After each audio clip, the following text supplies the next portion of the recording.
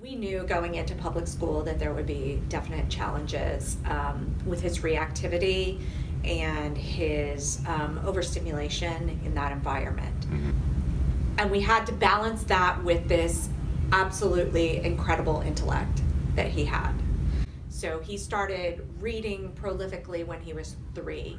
He was reading the Harry Potter series when he went into kindergarten and had memorized every spell. Jay is on the autistic spectrum, diagnosed with several things: an emotional disability, Asperger's, Mm-hmm. anxiety, and a high intellect.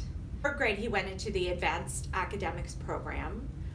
He had an IEP, the individual education plan, where the school system works with us, with his physicians, and comes up with a plan to support him. Primarily with his frustration. Mm-hmm. He had very little tolerance for when things get difficult or competition. He would easily explode. So we know, honestly, that there were 30 kids in most of his classes, and the teacher just didn't have that ability to get to him quickly enough. Mm-hmm. He is not a worksheet kid. He is Mm-hmm. not a test taker. Mm-hmm. He really, his intellectual goals are really more project-based and hands-on learning. So we knew, having another child who had gone into the middle school program, that this was Mhm. probably not going to be a good fit for him. But really nothing in our vision could see him going from class to class to class, 3 minutes between classes, large classes again. Mm-hmm. And we knew it was time to find a different environment for Jay. Really thrilled that we found Berthold this past year right in our community, and we're able to work very closely with you, with Mhm. Rodney, before we even came. And number one, having those discussions very, very early, being very, very clear. Mhm. If I recall correctly, we brought both you and Rodney into Hunters Woods Elementary School We did. and met with his teachers, and they were able to give you guys some good advice and Some great advice, yeah. really made that transition smooth. Mm-hmm. And so for us, we were never Montessori. Mm-hmm. None of our kids have done Montessori. So That's this great was to a point new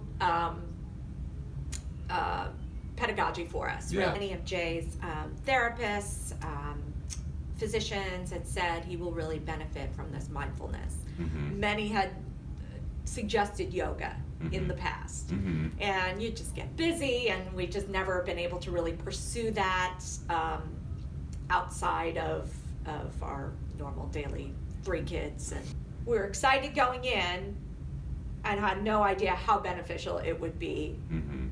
1 year out now that Mhm. we're 1 year out. So really, he struggled with the yoga in the beginning, Mm-hmm.